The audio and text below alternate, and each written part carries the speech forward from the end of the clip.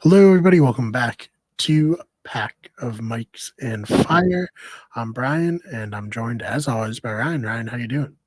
Brian, I'm doing great. I actually just finished the episode. It was very exciting to say the least. A couple surprises. Got a lot to talk about. I'm very excited. Yeah, good episode. I don't know if this podcast is every other week or if we'll get better, but for now, we're here. We're on episode 4. Definitely the biggest episode of the season so far, I think.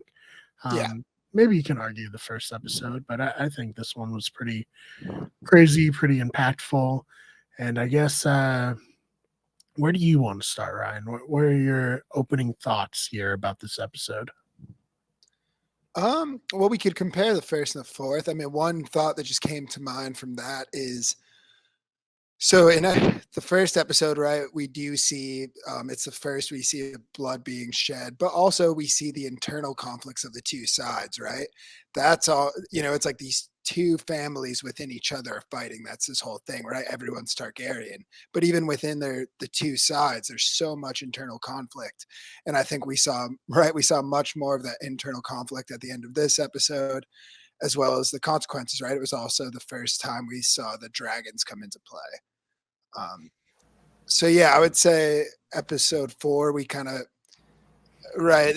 Episode 1 kind of set the table for everything that was happening, and I think episode 4 was probably the biggest dinger we had so far. Right, Rhaenyra loses. Pro, I think at this point, especially with Damon estranged, I would say Rhaenys is pro. That's the name, right? Rhaenys. Sometimes the Rhaenys, names are. Yep, yeah, yep. Rhaenys. I thought so. So I feel like Rhaenys was probably her wisest counselor at this point, right? She's lost her. Uh, and obviously we have Aemond betraying Aegon. Yeah, yeah. No, I think you're definitely right. I mean, wisest counselor, biggest supporter on the council, the person who Mhm. backed up Rhaenyra the most. We saw definitely some tension in this episode because she was off, mourning Luke a little bit more, mourning the fact that she would have to engage in this war, and there was really no other option coming off of the end of last episode where she had a conversation with Allison, which, the scene itself, very good. The setup, a little silly that she would be able to get there and get out without anything happening to her, but that's fine. It happened, and I think I think they really wanted to establish like Rhaenyra has looked at this every possible way. There's no way to avoid war. She's not running headlong into this. This war is going to cost a lot of people. I mean, we've seen how destructive it is for Mhm. just a normal person when a dragon's just breathing fire onto you, but it's also going to cost the dragons. I mean, that's the whole point of the show, right? Like, this is the Targaryens not only wiping themselves out of power by getting rid of most of the dragons, but showing, we saw in the preview for the next episode, they're parading Meleis's head through, King's Landing, showing people that the dragons are vulnerable, something that probably to this point was not even in the realm of possibilities for like a regular person, and that will pay off later. Obviously we've read the books, but I mean, I'm sure, you know as Rhaenyra has said, they're inviting their own doom if they involve the dragons, but they're not going to not use the dragons. Of So course. it's sad. I think, I don't want to get too ahead of myself, but watching the dragon fight, like, it's cool, but it's also sad. Oh, I guess it's kind of like what what is it? It's like animal cruelty a little bit. Yeah, No, right. well, for sure, but no, I think so I do remember going back from the books, like, I believe it even says that Allison and right, it's a different version of books, Allison and Rhaenyra don't have TV show.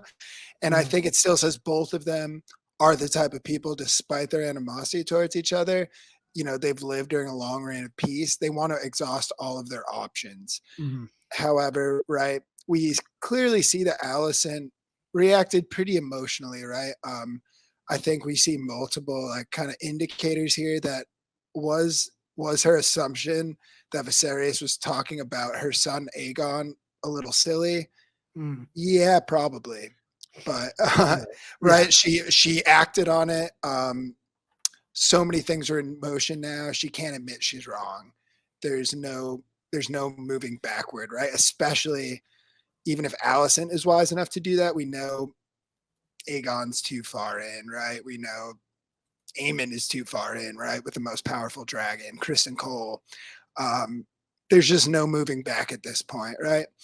Yeah. And we actually see in this episode, Allison makes her own peace with that. That it really doesn't matter what Viserys wanted, right? Because he's dead. So we're moving forward like this. And I think, Aemon and Kristen Cole are killing it right now. Yeah. Literally and metaphorically, right? We see like Kristen does pretty much exactly what he plans to, but at the end of the episode, it reaps dire consequences I don't think he was aware of, right? We do know he is the kingmaker. He made Aegon the king. That there's no doubt that Kristen Cole, I think, is a bit of a psycho, but I don't necessarily know if he has that cold, callous, just is going to want to kill Aegon, like No, Aemon he does. He was shocked, yeah. horrified that happened. At first, when there was that action scene, it did go back to Cole, and I was kind of like, did Cole know this is a possibility? Then it was very clear no, and right, and they make it even more obvious by we see Aemon. I thought it was pretty well done. We see Aemon have his sword drawn, and Cole's just like, Aemon, you fucking nutty bastard, and Aemon just has that perfect smirk where he's like, fair enough, caught red-handed, and he just like puts it back. Like, yeah. He's like, he knows Cole's not going to do anything about it, right?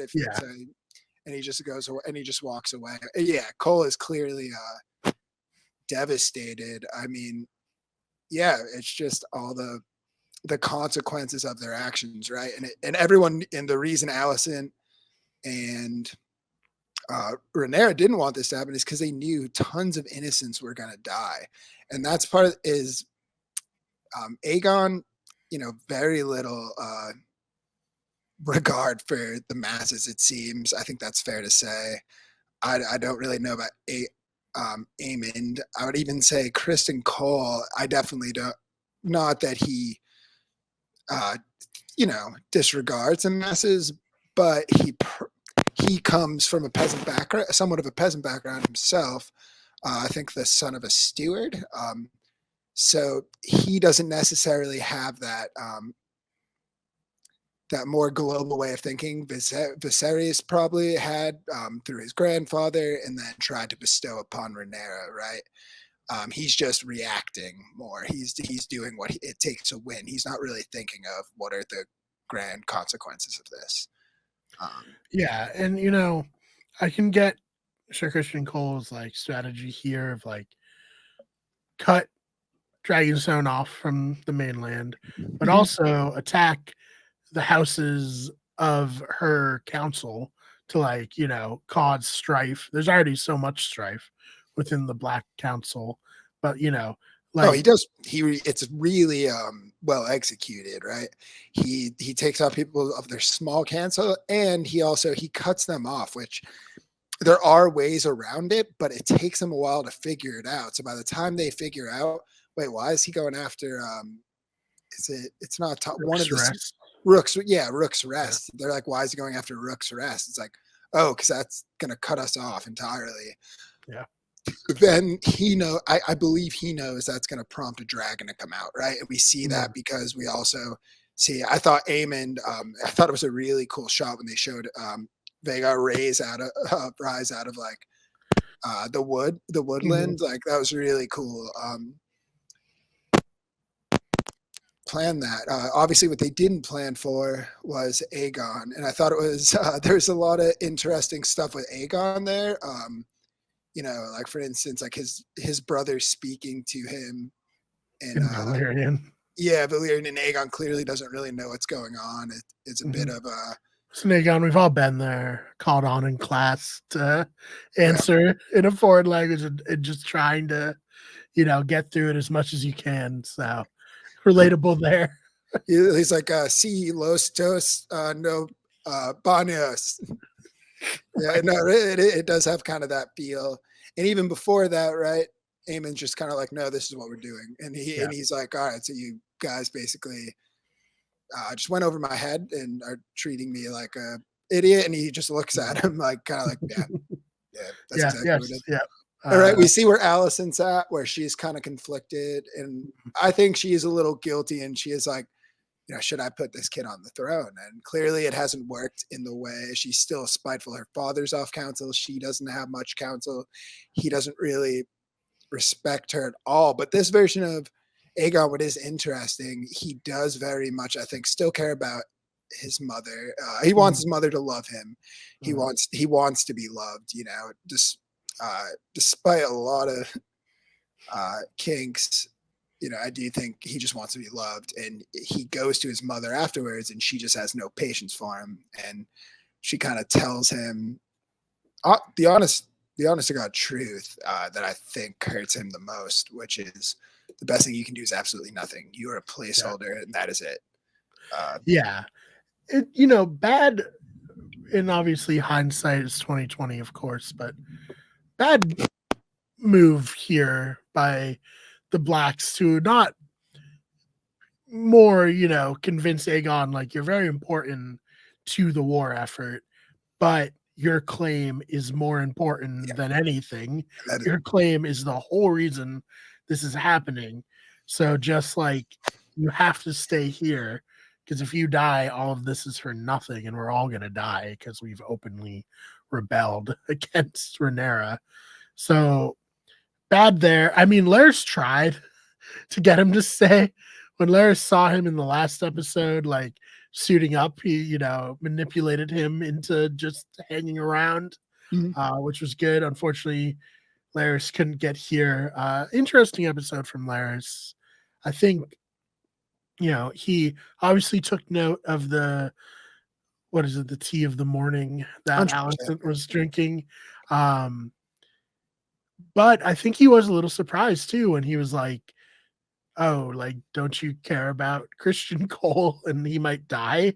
And Alicent was like, "Well, And he was like, "Oh, okay. Maybe not a relationship I can exploit as much as I originally thought." What did you think of Alicent's reaction to Sir Christian Cole there versus, in the last few episodes? I guess like a little bit of like, she's sleeping with him, but every time she does, she just like hates herself more and There's more. very much a love-hate relationship. I think there's a little, right? She kind of knows at this point how what a big position Cole plays now.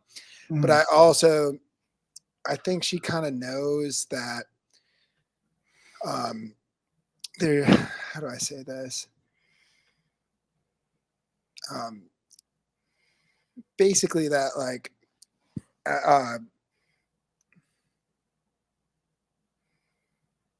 I lost my train of thought completely. Right. I apologize. What I want to say about Christian Cole is he's very interesting because, like, we've gone over. He's like the White Knight, classically handsome, but also like such a dick. Like he's less like an incel personality, despite being like super handsome and like everything. And also, on the other hand, very loyal and good at, leading war. Like, he might not be the easiest pill to swallow for his men. You saw Allison's brother kind of being like, can we chill for a second? We've just like done a ton of battles, and him being like, no, we have to do this now.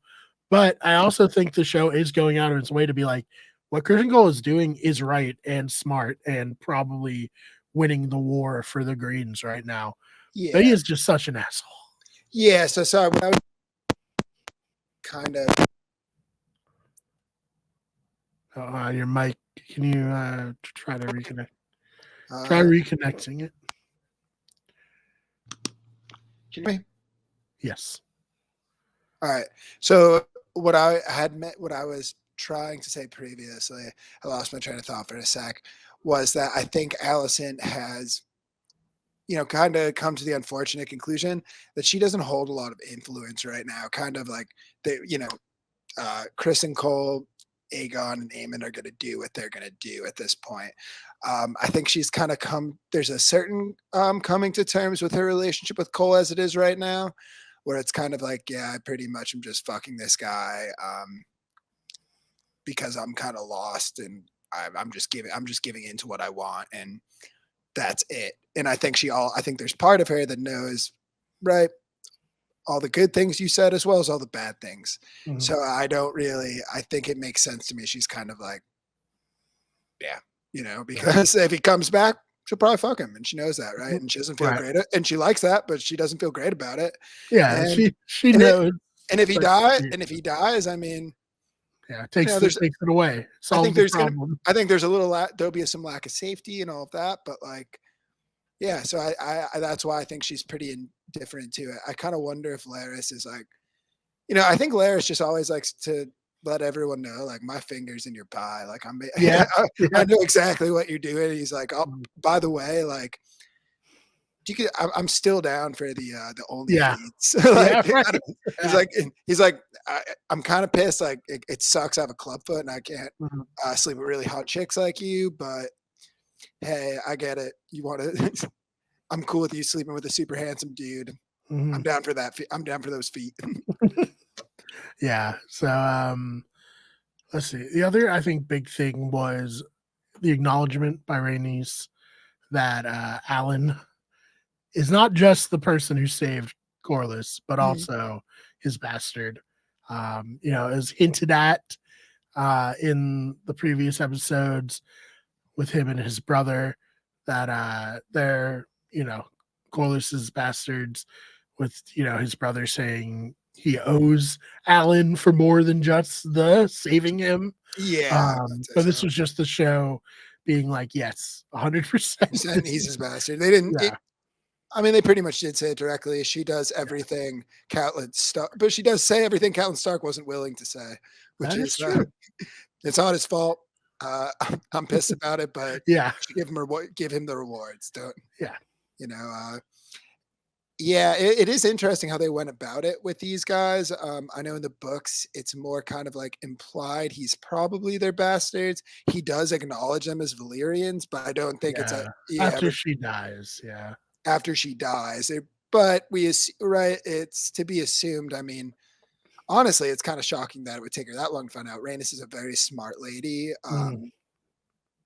And we do see that is another thing we didn't talk about, right? We did Rhaenys, her as his counselor to Rhaenyra, at least quietly, right? But we know how the men of Westeros think. They tend to respond more to the symbol of power, usually through a male, and we kind of see the command that the sea snake still commands right when he walks into that room, and they're Mhm. like, "Oh shit!" Now, it's like when there's a substitute teacher and like a bunch of seventh graders are just Yeah. acting really shitty, then the dude, like the principal, or whoever walks in, Mhm. and everyone's just like, "That's really how it was with the sea snake." So Mhm. I do kind of wonder if they'll use this a little bit for the sea snake to, kind of reassert himself a bit again. And if you know the books, it's going to be interesting to see what happens with him and his bastard sons. Yeah. No, it's especially interesting with Laner having, potentially died. I mean, I think that's what it was implying when Sea Smoke earlier in the season was like seeming very distraught, and they like made a note of that in the second episode. But we don't want to spoil stuff for people who haven't read the books, or at least like dance around it. But these are all things the show is putting flags in for the viewers. And we will say what's interesting, what the show tells us outward, like the show decides to tell us a lot of stuff the books don't necessarily. There's Yeah. conflicting opinions. There's some implications. We don't. officially ever know. Actually, Unreliable narrators. yeah, we don't know that the sea snake is their father in the books. It's actually, I believe it's mostly claimed that they're Laener's bastard sons. I think that was to get around him having to admit. Well, But I think people Laener's did. much older. No, so Pete, yeah, Laener's older in the books, and also he is around the shipyard, and because of the connection, some people do say that. But it's more, that's like it. It basically says that that is likely a rumor that was projected to mask the fact. But I Yeah, just mean a lot of people aren't very akin to this fact that he is their son. That Adam and Alan are his sons, but it's pretty we yeah, can kind of assume. yeah. And in the show, one, very similar in age, and two, I feel like most people in the kingdom would be like, be so serious right now. They're Laenor's children. No. Your mic disconnected again. Sorry about that. Like even reading the Okay. books, I remember I reread it and I was like, well, obviously they're not Laenor's kids. Like, come on, that dude was like just Yeah, right. you know Yeah, I'm sure there's some Oberons in the world, in this world for sure, right? And then there's I think Laenor's pretty much established himself as yeah, I mean he had, right, we know that he had multiple opportunities, and the show spells it out for us more, yeah.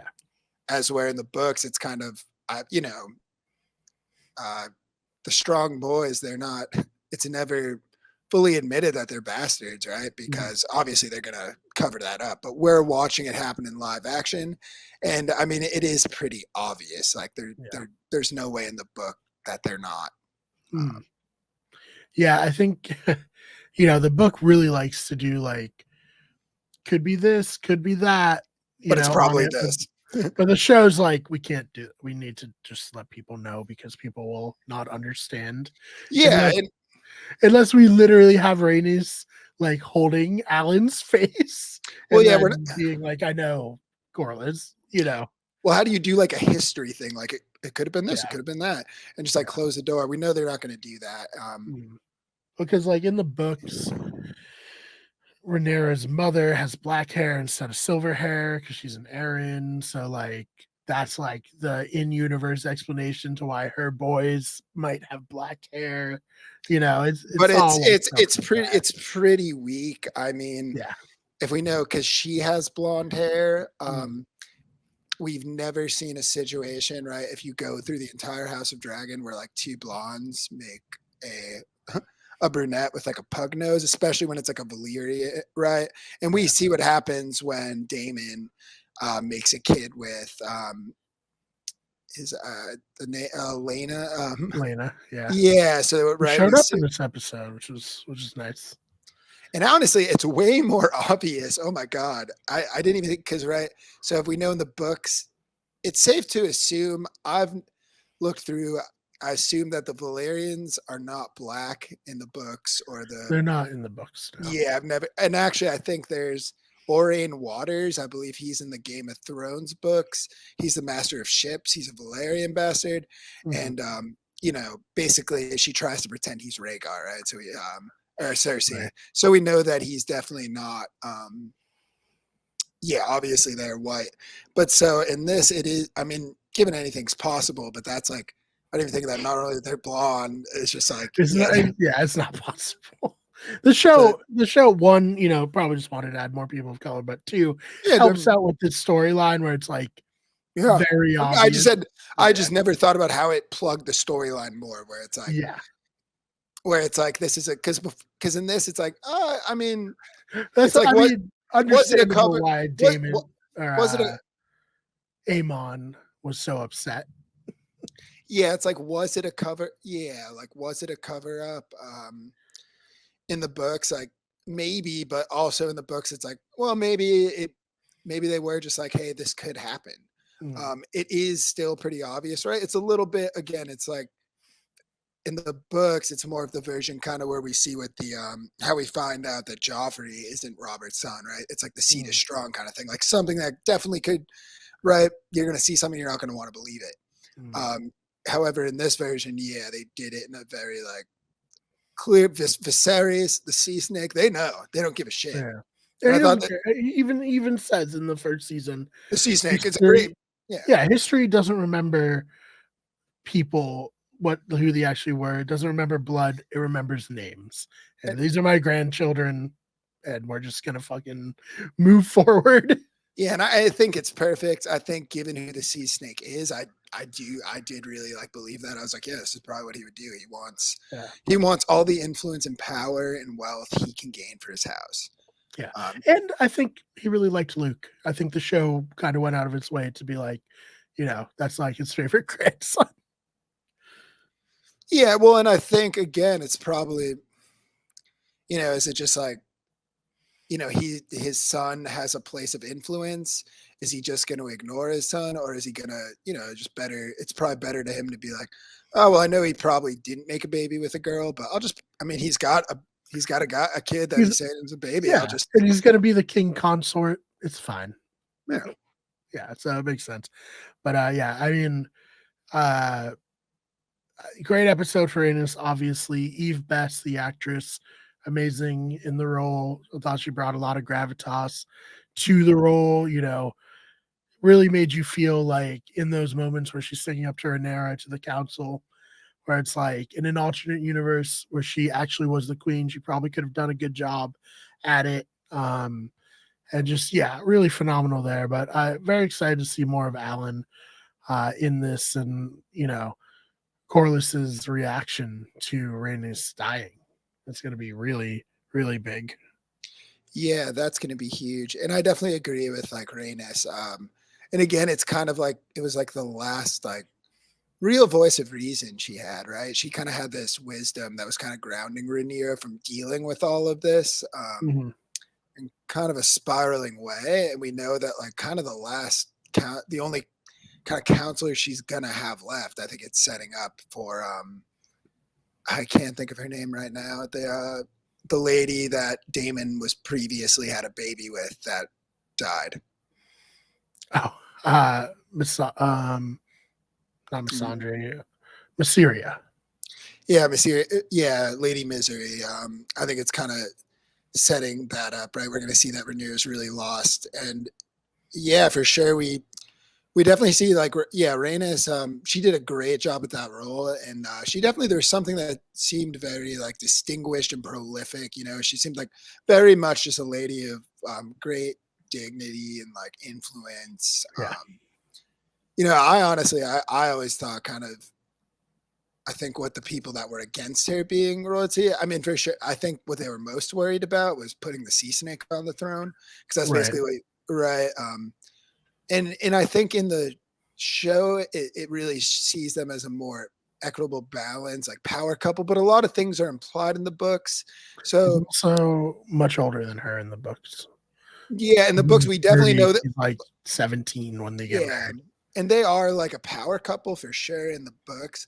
But it definitely we saw it more in the first season. I definitely thought maybe a little more of Corliss is definitely like a power grabber, Mhm. Oh, for yeah. sure. Yeah, And yeah, I yeah. mean, we still see that, but he's really settled down at this point in the He's show. old. Yeah, He's like in his 70s now. yeah, he's like his grandsons on paper are gonna be kings. So I mean, he's got all Yeah. the wealth in the world. Yeah. No, he's, great. He's great too. So I'm going to be very Oh yeah. interested to see. Let's see what else stood out of this episode. I really enjoyed Jason's reactions. I don't know. He's cracking me up. He was so stressed during all of Oh this. yeah, being a honestly, the only way you can describe it is like just like, dude, you're being a huge bitch. Shut up. Like he's just like, well, what about like he's really trying. We see him just trying to insert himself, but we But also I see him. will let me. She wanted to go to fight, and he was like, "If you die, this Yeah, is for nothing." The thing that Allison didn't say to Aegon, "If you die, this is nothing." He did say it to his mother, and I think that influenced her because if she dies there, which I think she probably would have if she had gone to to Vagar. I don't think it's Sunfire, right? That's her drag or no, Cyrax. Well, there's a little more leverage in Or its oh, center. what is her dragon's name, Ryan? Do you know? I know, I think it but is Cyrax, and then Damon's is Caraxes, right? correct. Yeah, that I Uh, believe so. But that's a lot of dragon names. Keep up. so, I don't. so and they're I don't also similar.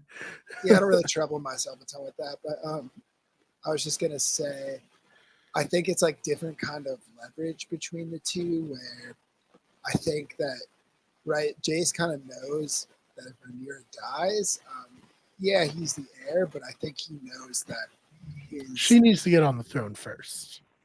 yeah, and I also because I think he knows if she dies, people are gonna be like, well, he could be a bastard. He knows that is hanging Mm. over them, Mhm. right? As where with Aegon's already on the throne.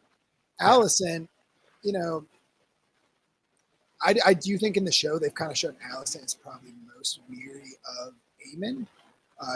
She doesn't seem to like love his potential of just being an absolute killer. But if Aegon dies, Aemon, there's heirs, right? There's people that can come after. Yeah, and well, I mean, she even says to Rhaenyra in the last episode, like, what Aemon is. Yeah, that's what I mean. They do, and I think right. We don't really see that in the book or anything, but they imply that a lot in the show. That she kind of just thinks of Aemon as a monster. Which, to be fair, I thought the show did a better job of showing a more complete Aemon. Mm. That maybe, but looking back at that last episode where you see him, or 2 episodes ago where you see him getting cuddled by the prostitute, and then we see his brother discovering him. We kind of see this continued cycle where Aemon might be shown vulnerable, and right when he's made fun of or scoffed at, he's gonna, at this point, who he is, he's gonna respond in a very, very dire Negative. way, Yeah. negative way. And as the woman that cuddles him was, hold on, I'm just putting my charger in. You can keep talking. As the woman who cuddles him was very quick to point out, he's like, yeah, well, most people, basically you have a huge dragon and a ton of power. Mm-hmm. And that is what he has, right? Yeah. But actually that just kind of brought me back to the dragon fight. I thought they did a pretty good job of showing, especially when Aegon comes in, we kind of see how dragons might fight. And also we see another example of, he doesn't necessarily have a great grip on how to fight. No. Where he just says Dracarys, he's just like, oh, well, dragons breathe fire. If I breathe a bunch of fire, they're going to get damaged. But right, it's if you breathe all the fire at the dragon, probably I would assume the better way to damage a dragon is having them claw and bite each other, right? Yeah. And you wound them slowly and then fall off the rider. However, his brother, he knows right when he sees him, he's like, and he has he has a much better relationship, I assume, with his dragon. He knows to go to light the person on fire. Yeah, go for the rider, and I do think he's also just like, I'm gonna breathe the fire so I have plausible deniability on whatever happens to Aegon here. But if it burns him to death, it burns him to death. That's just war, I guess. But yeah, it was very interesting that they decided to go that way. For sure. Very interesting. We talked about it before you got on here, but now without, they didn't include the other son in the show. So now Aemon is the heir.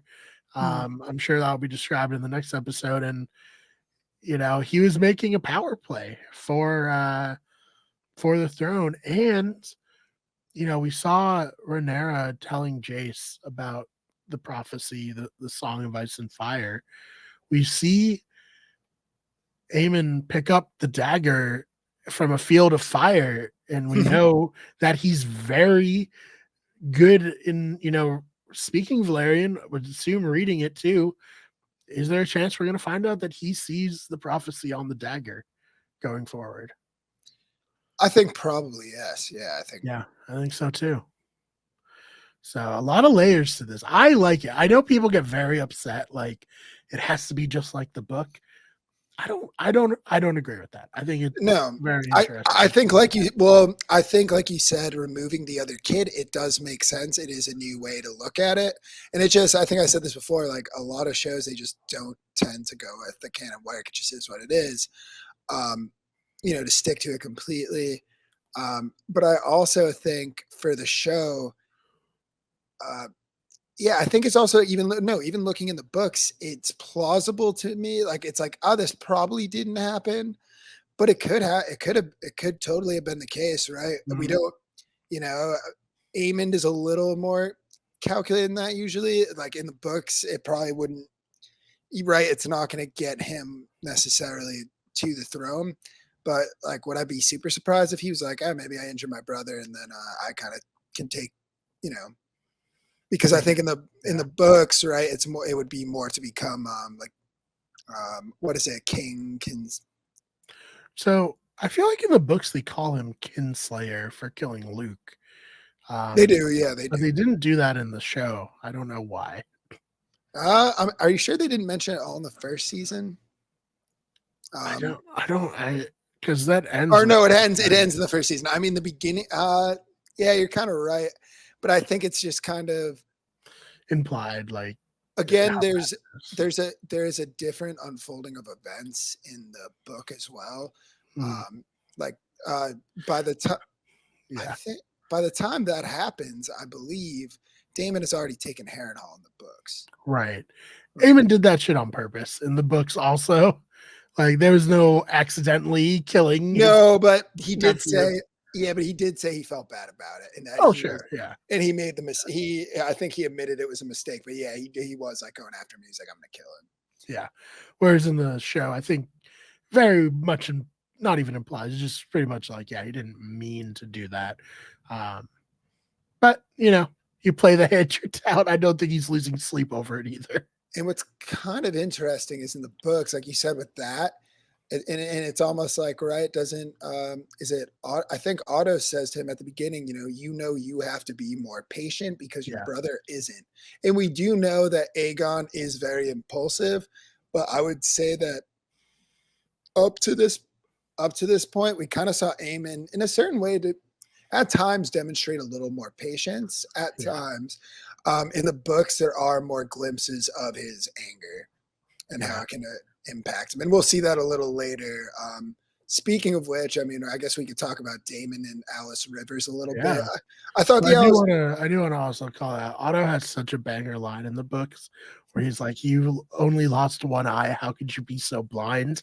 To oh, Aemon, which like disappointed we didn't get that in the show. yeah, and it's a pretty good way of speaking of who he is, Yeah, yeah, but yeah, let's talk about this freaky witch messing with Damon's head in Harrenhal. Just really fun character and really fun like direction. I feel like for It's this character. it's very like well, you had said Harrenhal. It's got a little bit of dark fantasy. It's very if you've read any like King Arthur stuff, it's Mm, very like Morgan Le Fay, mm, like like kind of like with the Irish accent, kind of like magical witch, like um, you know. I thought it very much had that kind of vibe to it, is what they're kind of yeah, going for. and I would say Alice Rivers and Helena would probably get along so well. And But well, it's just weird girls. They would, talk about weird shit together, make potions, be a good time. I think Alice seems to have a lot more awareness and Darkness. purpose. Oh yeah. Awareness. Yeah, yeah, definitely. My version of Helena is still the one in the books. Just Mm. just a It's a very sweetheart. pleasant, yeah, pleasant character who doesn't deserve any. Not that Helena in the show deserves any Anything. horrible shit that just happened to her. Um, but yeah, no, I love this adaptation of Alice Rivers. I love what the actress is, giving with her performance, and I think their scenes together are very fun. With her and Damon. Yeah, it is Yeah, interesting. Where she definitely, oddly, Kind of seems to have some leverage over Damon, and it definitely dares to say some stuff that no one would normally say to him, and Mhm. it kind of makes it very unclear. She's kind of like, I know this stuff, but does that mean that she's the one making all this happen? Not Mm. necessarily. We really don't know. Yeah, I know. Hall has weirwood trees growing through it. Mm. Like those are magical in of themselves. Like that could be messing with Damon here. I did really, really appreciate that they used this to bring back Millie Acock um as Renera, and really really putting that relationship in perspective. Like they're putting her in um the other actors' clothes and like crown, like the adult Renera, um Emma Darcy. They're putting uh Millie Alcock in Emma Darcy's clothes that are much too big for her, the crown that's too big for her, like really pushing this like Damon, was lusting after a child who's now in, this Mhm. position. And he looks And basically the same, yeah. yeah, yeah, yeah. So I just really fun. She's great. She was such a standout in the first season. For sure, yeah. Um, I would agree. so very fun to have her back torturing Damon. And Lena torturing Damon, which is very fun because also, a lot of stuff to be tortured about there. Oh yeah. Um, what did you think of him telling the Tully boy to just kill his grandfather and get it over with? It was very Damon-ish. Yeah. I could, yeah, just kind of like saying it where he's like, it's kind of like, is he kidding? But no, he's probably not. He's just like, No, it's not at all. yeah, and that's right. That's kind of Damon's thing. I think it was perfect. I think like that, especially we got like a piece of like that just felt like Damon the most, Mm. because we see him losing himself here a little bit, and this has kind of got like a Shining vibe to it, where it's like, is it the place he's staying at? Is it him? Honestly, a lot of it might just be him going crazy. Yeah. um, right. So but yeah, I loved that scene with the young Tully, and I was actually just thinking, man, the Game of Thrones TV show, they just a lot, and this series. Oh, we lost your mic again.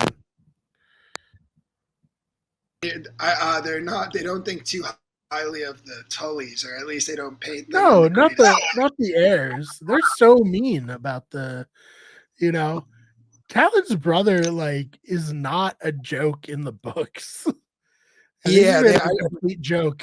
He's like a good ruler for the people of the Riverlands he's like in the book. unsure of himself a little bit, I think, and he's not like the strongest fighter or anything necessarily, but he's just a pretty solid dude, and I think honestly is someone Rob very much looks up to. And he fights for Rob. Like he goes against Tywin's army, like in the Riverlands for Rob. Like Yeah, and this in just the kind of show, they made him such a joke. It was so disappointing. yeah, they perpetuate. I mean, we could go on. We were Yeah. talking, I think, about Loris before, how they really kind of did his character dirty. I felt like Yeah. there's a bunch of there's only so much you can do. It is what it is. But no, I just thought it was a reiteration of that, where it was like, He was. He once again, hates like the Tullys. I don't get it. Tullys are soft as fuck, is what. Most of most of the Stark children, other than all of them except for John, are half Tully. Also, like I don't know why they want us to dislike this house. Yeah, not Especially really the sure. Blackfish. They did make him a badass. Yeah, for sure. There's no way you can't make it. I mean, the Blackfish is like just a badass. So. Yeah, exactly. Okay, what do you think of the return of Willem Blackwood? All grown up here, still loves Rhaenyra, but more in a respect way than in a lustful way or anything. Yeah, but he kind of applied, like, the way he said, he's like, I mean, he goes, kudos to you, man. I'd hit it. I'd still hit it too. Basically, is the way Like, he's yeah, and Damon is still pretty able to be pretty rude to him, but we don't see Damon have quite right because he's so disheveled. it's literally, he's like, I'm tripping balls. I don't know where I am or who you are. Right. We don't quite see like the normal response we get from Damon, you know? Yeah, I think very brave of Willow to just say that to Damon. Yeah, Um, for sure. so maybe Damon's like, you know what? You guys have already fought a battle for Renera, and also kind of, like your vibe, man. I don't know. You're fucking crazy. I'm into that. Well, yeah, he's definitely bold, right? And but I think it doesn't even Damon says he's like, you don't care about our feud. You care about your fucking little petty feud with the Brackens you've been having going on for Yeah. hundreds of years. And he knows that and he's going to use it to his advantage. Right. Right. He's like, and honestly, very petty of you guys to hold on to this for so long. I do respect that. Yeah. Like, you're fucking crazy. All of you are so crazy. Yeah. I think in this instant, he's just so out of it. He's just like, yeah, sure. Okay. Yeah. But yeah, for sure. It was kind of interesting to have him back. I know. I'm excited to see more of him as the show goes on. I think Okay. people really enjoyed him in his very brief appearance in season Hmm. one. And I Oh, think, true. Yeah. very good casting too for the older version. Yeah, it Here. was. Yeah, I'd say so. So yeah, gotta give that a shout out. Let's see. Anything else from this episode? I don't think there was much. Do you have anything else you wanted to touch on that we haven't? No, not really. I'm just trying to with the Brackens and the Blackwoods in the episode before. I'm just trying to which one is which because I don't know about you in the books. The I've always Blackwoods are the ones with the black and no, I red. know. Yeah, I Yeah. know that. I'm saying like was it like the really skinny kid that was the Blackwood or was he the Bracken? Yes. Yeah, the really skinny small guy was in season 1 was the Willem Blackwood But who I'm came saying back. yeah, no, I know that, but I'm saying in the last was at the beginning of the last episode. There were the Yeah, two. the Blackwoods were the ones in black and red, and the Brackens were in yellow and black. But the kid, so was the Bracken the really skinny kid with the long hair, or was that at the That Bracken? was the Bracken. Yeah. Yeah, see, that's what I thought, and it was just interesting to me because I don't know about you. I've always kind of pictured the Blackwoods as like probably like a little taller, and it might not be the case, like more like lanky, skinnier, and the Brackens more being kind of like stockier, more like stout, like kind of fighter types, you know. And that might be like that might just literally be from I don't know if House of Dragon is going to go into other Targaryen stories, but that might be from the two bastard brothers from Bracken and Blackwood.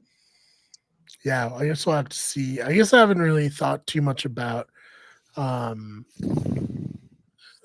what my headcanon was for them. Yeah, I yeah, never really considered it. But I do like the adaptation, and we didn't talk about it because it was the last episode. yeah. But It's good. I thought it was good. I thought it was a good adaptation of the Burning Mill fight. People were upset. People are always upset. But Oh yeah, can't people were please upset that everyone. they didn't show it. And it's like, yeah, but they can't show every single battle. And there's also no POV main characters there. And yeah, exactly. And it's more kind of just showing like, right, this petty feud between the Targaryens. It's trickling down and enabling petty feuds within, the kingdom they conquered years ago, and that this is going to create a lot of pointless bloodshed. Exactly. So I liked it. They got to save their budget for the dragon battles, guys. Like, really, it's really fucking expensive. That yeah. one scene this time was probably like millions of dollars. Yeah, I can't even guesstimate. Yeah. Whereas a shot of tons of dead bodies in a burning mill was like quite adequate to communicate that this is fucked up. A lot of people died for nothing, really. So I liked that. Yeah, that was thunder on your end. Was what? There's just thunder on your end. Thunder? No, I don't think so. I don't know. Just some feedback then, maybe. But anyways, anything you want to promote? Anything like that before we get out of here? No, not that I could think of. Just keep watching the show. Hopefully, we'll be back soon. Keep talking. I'm very excited to see what unfolds. Thought every episode, this might have been because of the ending, it was just like maybe the most exciting, but this season especially, I feel like has been the most consistent. Like last season, there were some ups and downs, and like the end of the season, I felt like was like really strong. As where this, like just every episode's been a banger. So it's been pretty awesome. Yeah, and I think it helps that they're not trying to adapt 20 years into 10 episodes here. Like they were in the first season, where it's kind of getting a little bit bogged down in fitting everything in. Oh yeah, for sure. All right. So other than that, if you enjoyed this, please subscribe to the channel, follow on podcast services. The main channel is, of course, We Hate Everything. We also do a sports channel sometimes. Haven't done a new video in 2 months, but Oh, true. Yeah, we'll that's why. figure something out there for Wicked Good Sports. But yeah, other than that, thank you so much for watching, and we'll see you in the next one.